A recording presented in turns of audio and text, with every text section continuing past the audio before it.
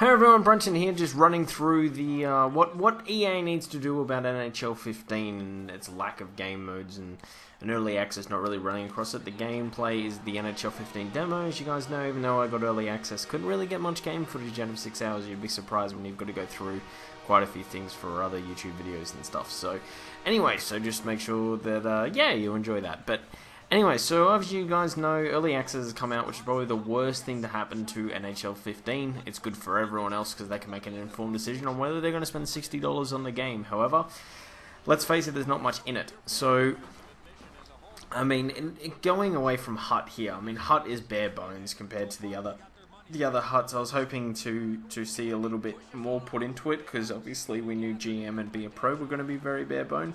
So I was hoping to be a little bit in there, like maybe an offline seasons, a few things that like Madden do. They have challenges and stuff like that. Maybe a bit deeper into collections. None of that's happened. Pretty much you can't even play a friend. You can't have scratch players. So in the last games, your scratch roster down the bottom, if you had an injury, you could put your injured player in those scratch rosters, and then game by game they'll go away. You can't do that. You actually need cards to do it. That is pathetic. That is something that must be in the game. The fact that it's starting to get borderline where you have to buy packs, that's where I draw the line of a game mode. If you have to buy a pack to play a player, I get really pissed off at that. Like, if you get no other option, that for me is a real red flag for myself. Not sure what you guys think. Make sure you whack that in the comments.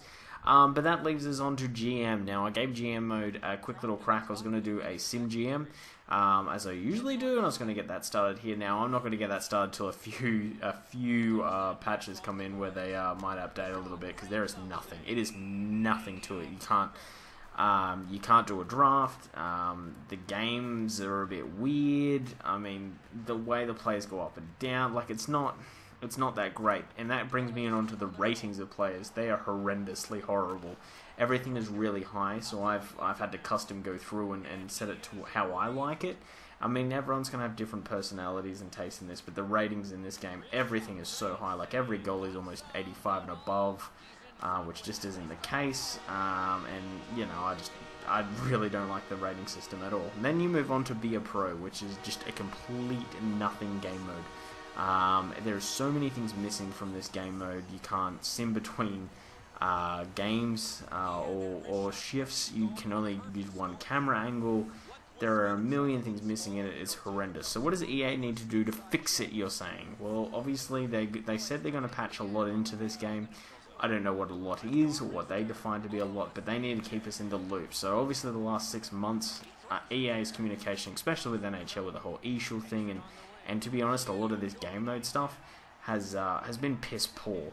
So they need to get better at this, and then hopefully, you know, get a better game, and then come Christmas time, some more people can look at buying it for Christmas. Because I know for a fact that a lot of people have been like, F this, I'm not buying it now. So they can look to, you know, if they do build something here. That was a nice little goal from Trevor Lewis, and yeah, I was happy with that. Regier tucks it in and does a nice little pass. So yeah, obviously they need to keep us in the loop with Twitter. I think they need a weekly update almost, and with some sort of feature, and obviously OTP needs to be in before Christmas, just generate the sales.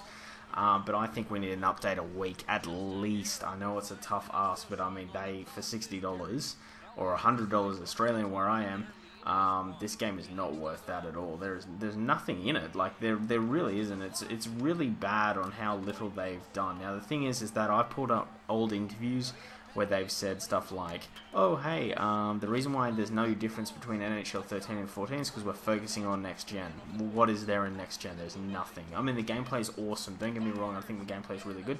Probably a few refinements need to be done, but outside of it, we've got a core game to come for NHL 16 and 17. That's exciting, but outside of that, like, and this game here is just, oh, wow, it stings to play it. So I think they need to really focus on getting a HUT update first for this week or maybe next week.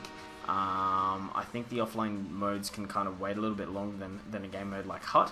I think they need to get more, like, you know, some single player tournaments. At least get it to what it is on a previous gen, and then we can really focus on offline game modes. The reason why I say do HUT first is just I don't think there's much to it to get it at least playable and scratchable until but there's a lot more that needs to be done with Be a Pro and GM. And then honestly, I think you need to Be a Pro and GM update almost weekly.